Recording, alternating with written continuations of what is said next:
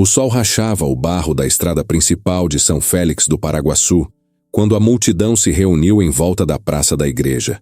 Era dia de feira, mas ninguém olhava para as bancas. Todos estavam de olhos fixos em uma cena vergonhosa, cruel e dolorosamente comum. O coronel Raimundo Albuquerque, montado em seu cavalo branco, apontava o chicote na direção de uma mulher negra, de joelhos, com as mãos no chão e o rosto manchado de poeira. "Você me responde com esse tom, negrinha", ele gritou, cuspindo as palavras como se fossem cacos de vidro. A mulher não chorava. Era como se sua resistência estivesse no silêncio. Seu nome era Maria Antônia. Tinha sido separada da mãe ainda menina, e agora, aos 22 anos, era forçada a trabalhar na casa grande como cozinheira, e como alvo preferido da fúria do coronel. A multidão assistia imóvel. Alguns abaixavam a cabeça, outros fingiam arrumar mercadorias. Ninguém interveio. Não naquele tempo. Não naquela cidade. O coronel, inflado de raiva e poder, desceu do cavalo, agarrou Maria pelo braço e a ergueu com brutalidade. "Aqui quem manda sou eu. Se tiver que fazer você entender no chicote, vai ser assim mesmo." Foram minutos de humilhação pública. Gritos, ameaças, ofensas raciais. Maria não disse uma palavra. Seus olhos, no entanto, diziam tudo. Havia algo ali que ninguém via.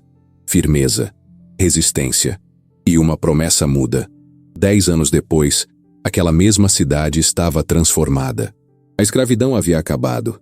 A praça agora se chamava Praça da Liberdade, e a antiga cadeia fora reformada para se tornar o Fórum Municipal. E naquela manhã, quando a juíza titular da comarca chegou para sua primeira audiência, ninguém reconheceu de imediato a mulher de vestido sóbrio, rosto sério e voz firme. Mas o coronel Raimundo, agora velho e empobrecido, reconheceu. Ao ser chamado como réu por crime de maus-tratos e agressão contra uma funcionária, ele entrou na sala de audiência e parou na porta. Seus olhos arregalaram. Era ela. Maria Antônia respirou fundo. Olhou para ele com a mesma firmeza de uma década antes e disse com a voz carregada de justiça: "Sentem o réu e chamem a polícia. Ele responderá preso." O coronel Raimundo foi sentado à força por um agente da polícia judicial. A algema ainda não estava em seus pulsos, mas o silêncio na sala indicava que não seria por muito tempo. O juiz auxiliar e o promotor da audiência se entreolharam, tentando compreender o que estava acontecendo. O coronel, um homem que por décadas havia mandado e desmandado naquela cidade, agora parecia menor que sua própria sombra. Suado, trêmulo e com a respiração pesada, ele encarava a mulher à sua frente como se estivesse diante de um fantasma. Maria Antônia não desviava os olhos. Não havia raiva nem vingança. Havia algo mais profundo: justiça. Ao redor, os murmúrios da plateia que assistia à audiência começaram a crescer. Algumas pessoas reconheciam o rosto dela, outras começavam a juntar as peças, mas nenhuma delas esperava que aquela mulher que um dia fora humilhada na feira, hoje vestiria a toga de juíza da comarca. O promotor se levantou, quebrando o silêncio. "Excelência, a senhora deseja que o réu seja conduzido à detenção imediatamente?" "Sim, doutor. E por favor, registre em ata. O réu é acusado formalmente por crimes de maus tratos físicos e psicológicos contra sua atual empregada doméstica, Dona Iracema Silva. Os autos trazem indícios de cárcere privado, injúria racial e ameaça. A prisão preventiva é necessária para garantir a segurança da vítima e integridade do processo." O oficial de justiça assentiu e se aproximou. O coronel tentou resistir, mas seu corpo já não obedecia como antes. Ele grunhiu: "Isso é um absurdo. Uma mulher dessas mandando em mim? Eu sou Raimundo Albuquerque, homem de respeito nesta terra." Maria permaneceu inabalável. "E eu sou Maria Antônia, juíza de direito desta comarca." E o tempo da impunidade acabou. As algemas estalaram. O som foi seco e cortante. Raimundo foi levado para a cela provisória nos fundos do fórum, ainda tentando protestar. Mas ninguém mais o ouvia com reverência. O mundo ao redor havia mudado. e ele não. Após a audiência, Maria voltou para sua sala.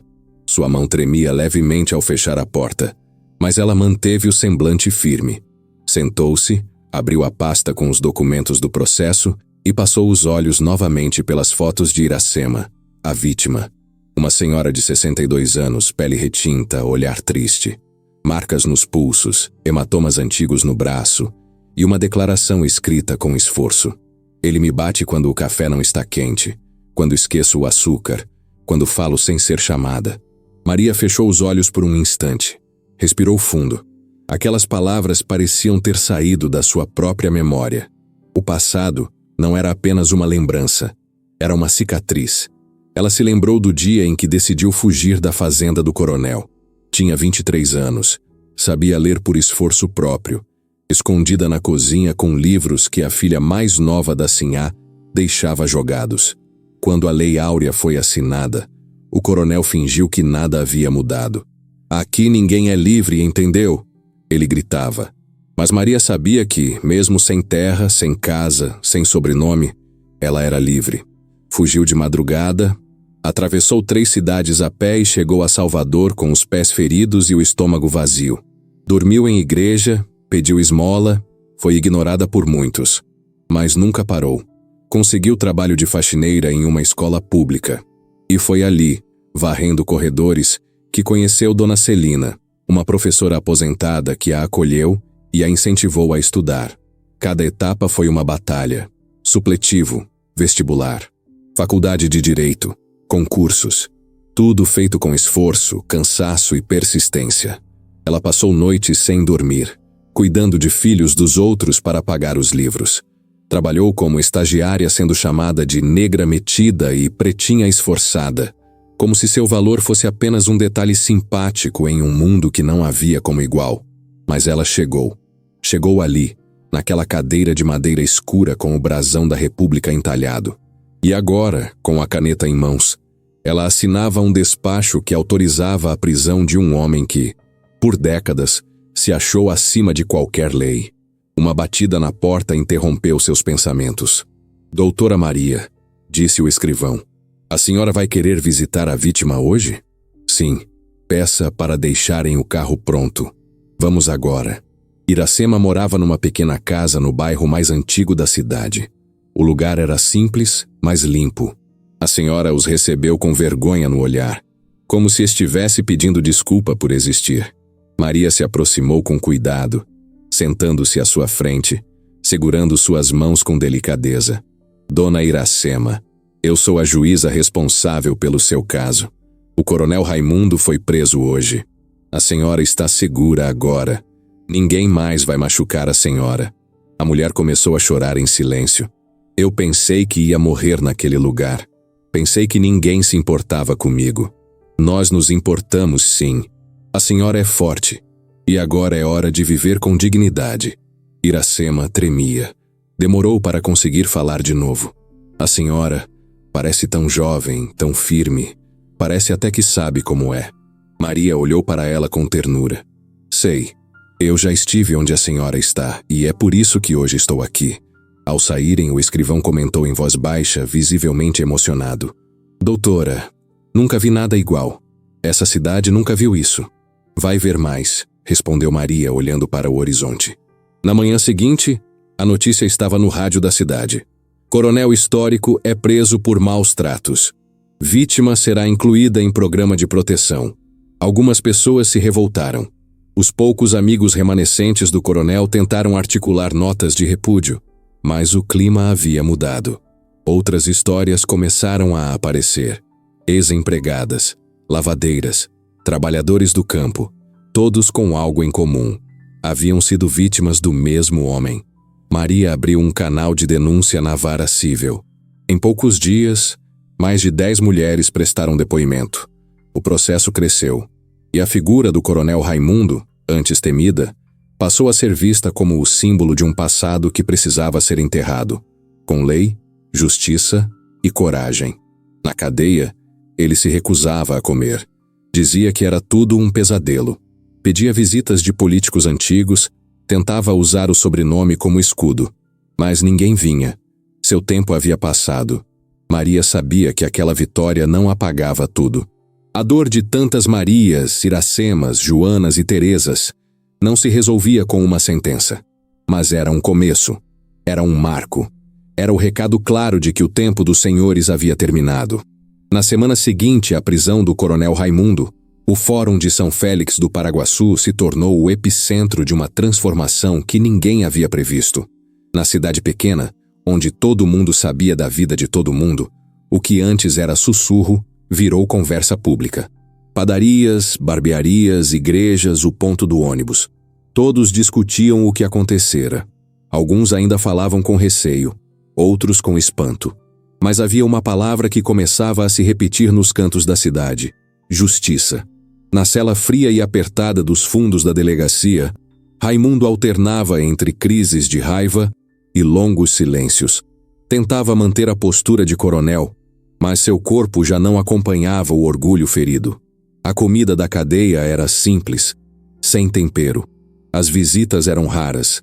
Os amigos mais próximos se afastaram com medo de serem também citados em investigações que começavam a se abrir. Ele passou a escrever cartas à mão, tentando convencer antigos aliados a interceder por ele. Mas o nome Maria Antônia agora era mais forte que qualquer assinatura que ele pudesse evocar. No gabinete da juíza, as pilhas de papel aumentavam. Cada novo processo era como uma peça de um quebra-cabeça sombrio. Relatos de outros casos vieram à tona. Trabalhadores rurais relatando anos de trabalho análogo à escravidão na antiga fazenda do coronel. Mulheres que diziam ter sido agredidas verbal e fisicamente. Um jovem que contou ter sido expulso da propriedade apenas por andar de bicicleta pela estrada de terra que cortava o terreno. Maria lia cada depoimento com atenção, anotando observações, destacando pontos frágeis, organizando tudo para garantir que não houvesse margem para erro. Não se tratava apenas de prender um homem. Era sobre romper uma cultura de silêncio. O Ministério Público pediu oficialmente a federalização do caso. Havia indícios de que a fazenda do coronel havia sido beneficiada com verbas públicas durante décadas, mesmo com denúncias de irregularidades. O nome de políticos da região apareceu em documentos de doações suspeitas. A coisa ganhava contornos maiores. Maria sabia que pisava em solo perigoso, mas não recuaria. Numa tarde chuvosa, ela recebeu uma visita inesperada. Dona Odete, mulher de fala mansa e olhos úmidos, entrou na sala com uma sacola nas mãos. Vim só entregar uma coisa, doutora. Maria se levantou. Pois não, Dona Odete. A senhora abriu a sacola e tirou de dentro um caderno velho, de capa de couro gasta. Isso aqui era da minha irmã. Ela trabalhou por 10 anos na casa do coronel. Escrevia escondida o que via. Guardou tudo aqui. Morreu faz 3 anos. Mas antes de ir, me fez prometer que um dia isso chegaria às mãos certas. Maria abriu o caderno. A caligrafia era simples, mas firme. Páginas e mais páginas de anotações. Datas, nomes, castigos, humilhações, abusos. Um diário silencioso da violência cotidiana que ninguém nunca tinha ousado registrar. Ela segurou o caderno como se fosse um artefato sagrado. A senhora tem ideia da importância disso? Dona Odete apenas assentiu. Eu sei. Por isso vim. A senhora tem coragem. É diferente. A notícia do diário vazou dias depois. Um jornal regional publicou uma matéria discreta, mas o conteúdo foi reproduzido em redes sociais. Jovens ativistas começaram a se mobilizar, pedindo a ampliação das investigações. Historiadores da Universidade Estadual se ofereceram para catalogar o material como parte de um acervo da memória negra do sertão baiano. O caso extrapolava as fronteiras da cidade. Na cela, Raimundo soube da existência do caderno e surtou. Gritou que era mentira, que ninguém podia provar nada.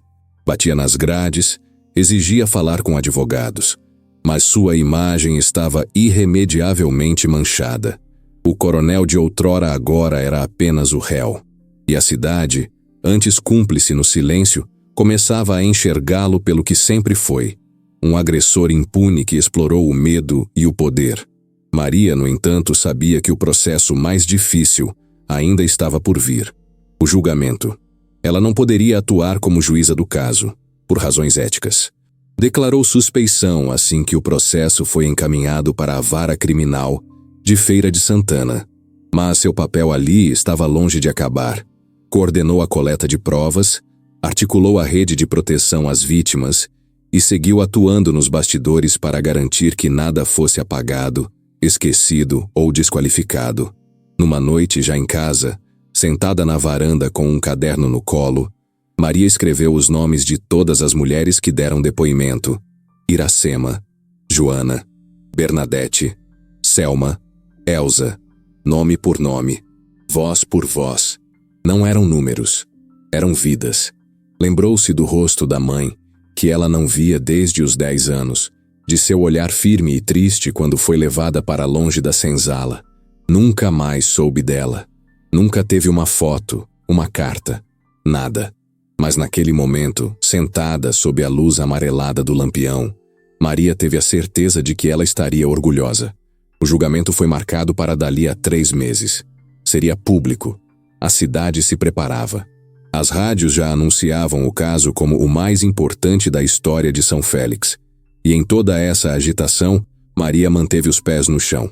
Continuava indo ao fórum cedo, voltando tarde, visitando vítimas, orientando servidores, garantindo que cada etapa fosse feita com rigor.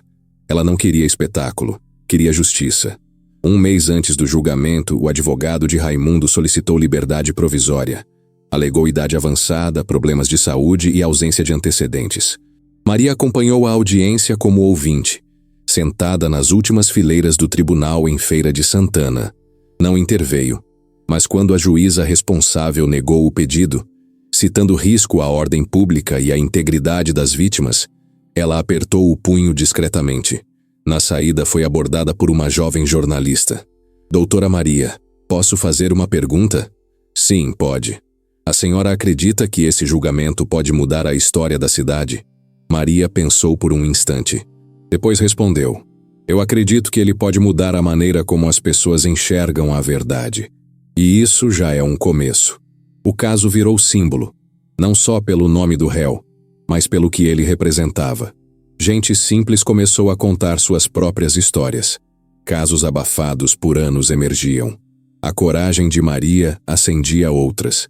E foi assim que, sem buscar fama, sem discursos inflamados, sem promessas vazias, ela se tornou o que o coronel jamais pôde ser.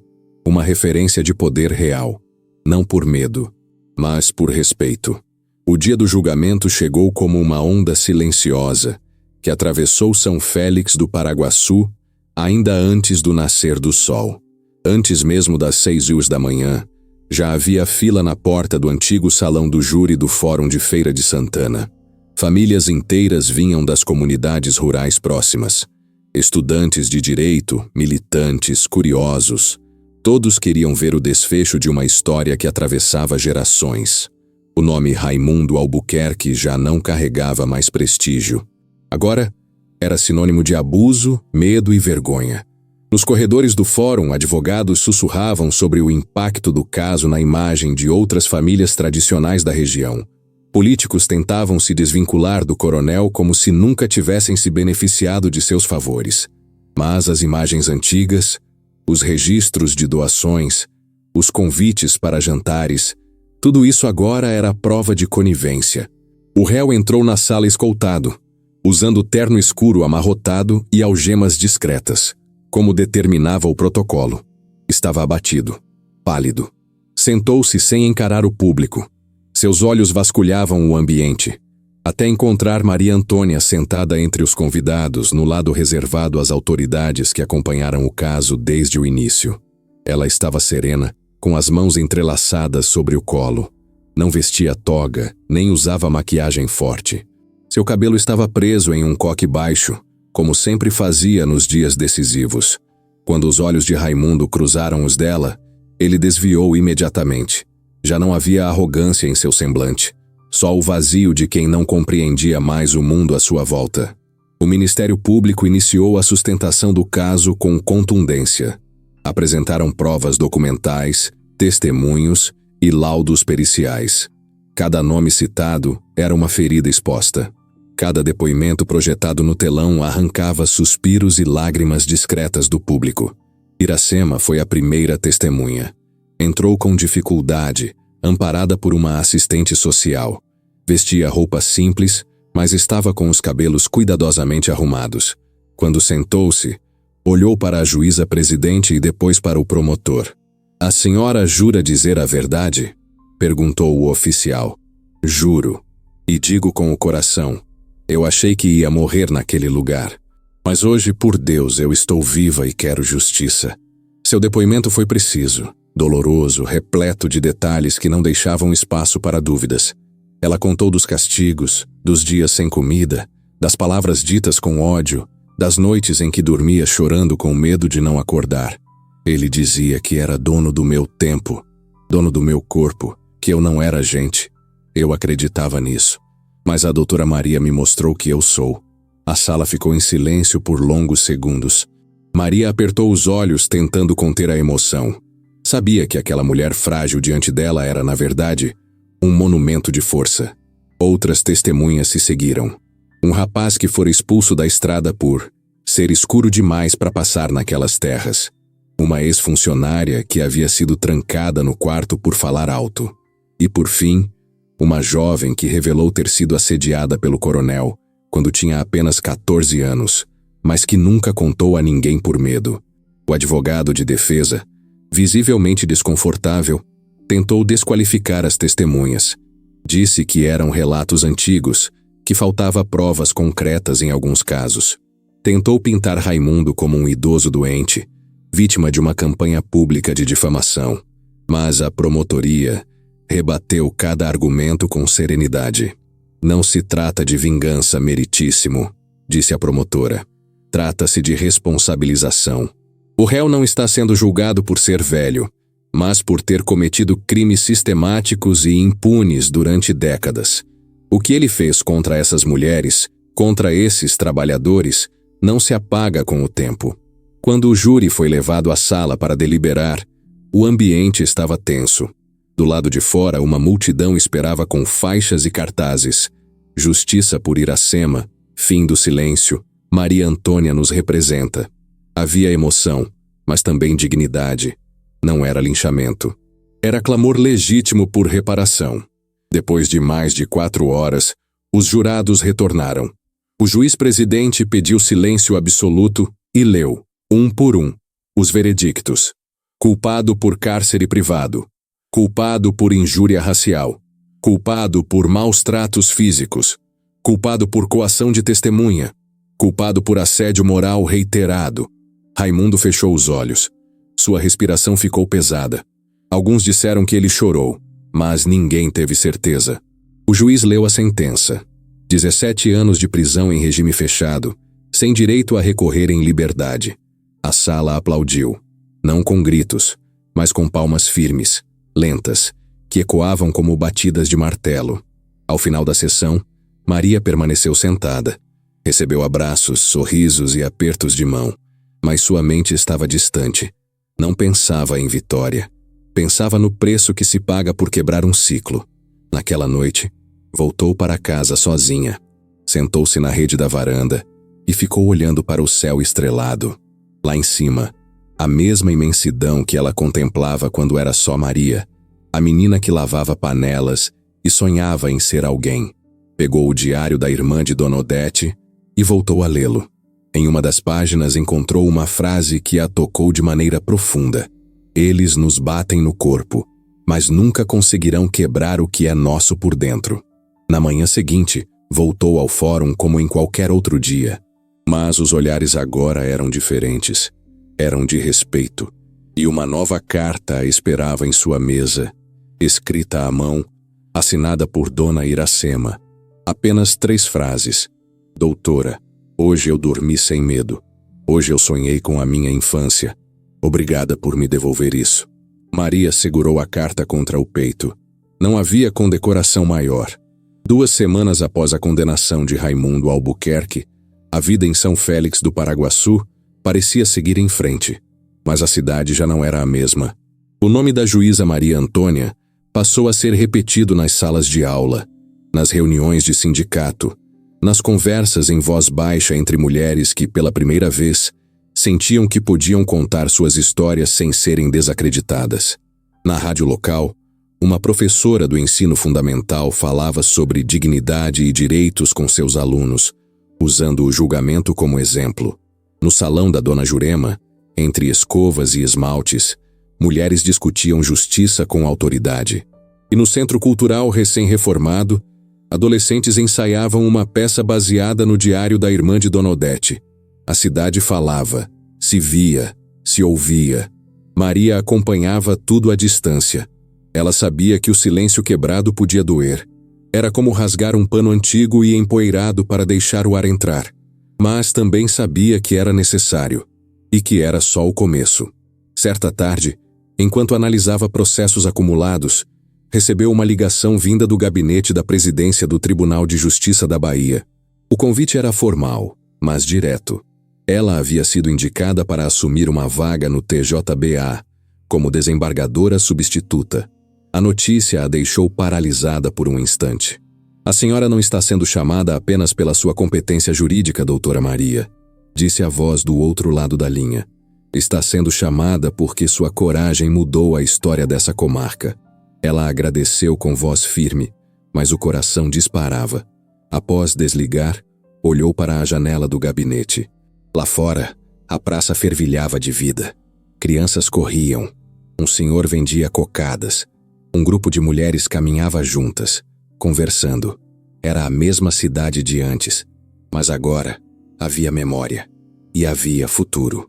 Naquele fim de semana, Maria voltou à casa de Dona Odete para uma visita breve.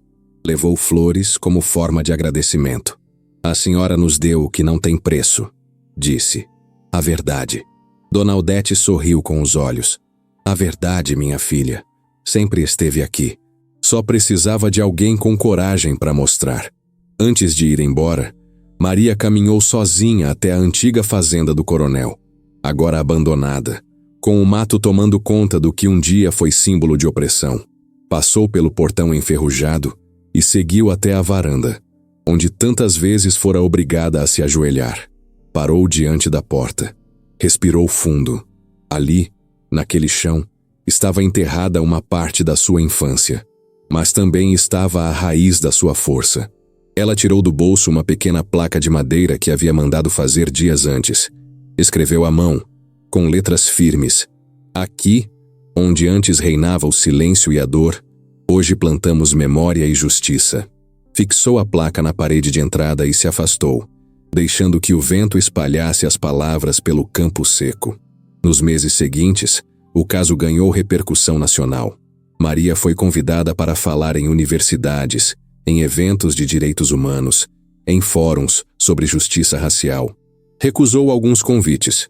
Aceitou outros. Sempre com a mesma postura. Firmeza, verdade, escuta. Durante uma palestra em Salvador, foi abordada por uma jovem estudante de direito. Negra, cabelos trançados, caderno cheio de anotações. Doutora, eu sou da periferia de Jequié. Minha mãe era empregada doméstica. Cresci ouvindo que gente como a gente não chega longe. Mas depois da sua história, eu tô aqui.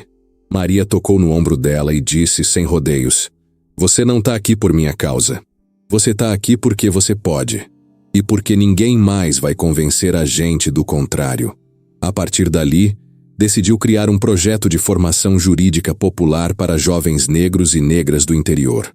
Usou sua influência para firmar parcerias com universidades e entidades sociais.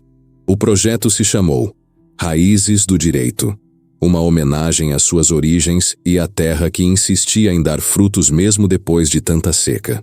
De volta a São Félix, antes de assumir o novo cargo no tribunal, Maria fez uma última audiência no fórum local. Era um caso simples de pensão alimentícia. Nada com grandes repercussões. Mas ao final, levantou-se e agradeceu, diante dos servidores. Essa comarca me ensinou mais do que qualquer livro. Me mostrou o peso da injustiça, mas também a força da reparação. Eu parto, mas levo cada rosto comigo. E deixo aqui algo que ninguém me deu quando eu cheguei. Escuta. Na saída do fórum, foi surpreendida por um grupo de mulheres do bairro da Serrinha. todas reunidas com flores nas mãos, cantando baixinho uma música ancestral. Maria parou. Os olhos marejaram. Recebeu cada flor como um gesto de continuação, não um fim. Naquela noite, sentada mais uma vez na varanda de casa, ela releu a carta de Dona Iracema, dobrou com cuidado, guardou entre as páginas de um livro e olhou para o céu. Ali, entre estrelas e silêncio, disse em voz baixa: a justiça chegou, e ela não volta mais atrás. Se essa história te tocou, se você acredita na força de quem não foi ouvido por tanto tempo, inscreva-se agora no canal. Histórias como a de Maria Antônia precisam ser contadas e multiplicadas. Sua voz ajuda a dar vida a muitas outras.